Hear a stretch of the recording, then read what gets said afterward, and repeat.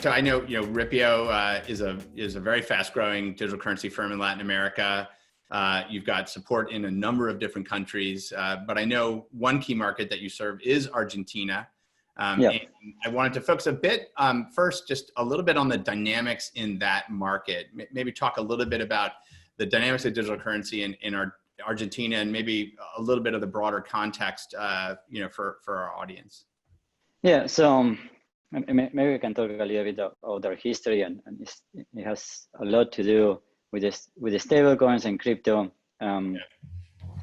Argentina, especially, we have operations in Brazil, Mexico, and many countries, but I grew up in the Patagonia, in the south of Argentina, and I have seen the peso collapse 3 times, and it's like basically once every 10 years, and the country has gone into many economic struggles, several defaults.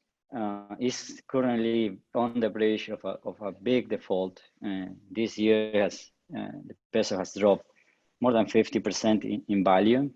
Mm-hmm. And we have a very, very, very bad history of policy on the peso, and it has been very difficult for anyone to store value. So when we started the company in 2013, it was on the mission to give access to cryptocurrency from a very strong need for a good form of money to store value and to save and to connect to the world.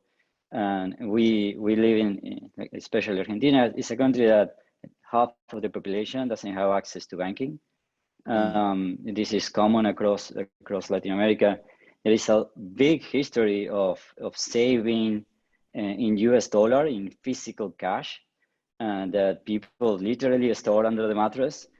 And that, so we were born to with this mission of give access into this new digital economy. We live in 2020, in the era of the internet. Everybody has a cell phone. 90% of the population have access to the internet.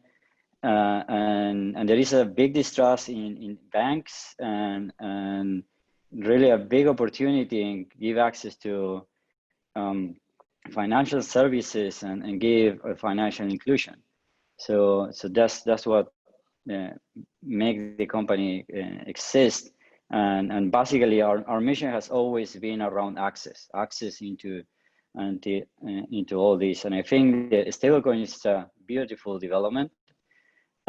We actually started educating, and we have a big role in building the tools, but also building education around everything that is connected, because it's not only lack of access of the tool, but it's also lack of the knowledge in how to have control of your finance. So we have been educating our user base. We start talking about the stablecoins right when they began existing 2 years ago, and we integrated stablecoins, the first stablecoin about a year ago, and we have seen incredible growth, especially over the last few months.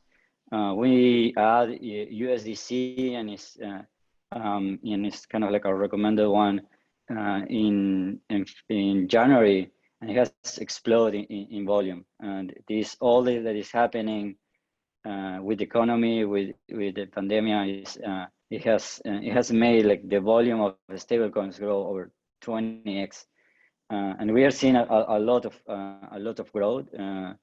We are currently at Ripio, we're at activity levels of the rally of December 2017 or more. Two days ago, we had our highest number of concurrent users simultaneously using the wallet. Our main product is a wallet. We had 2,000 people actively using it at the same time.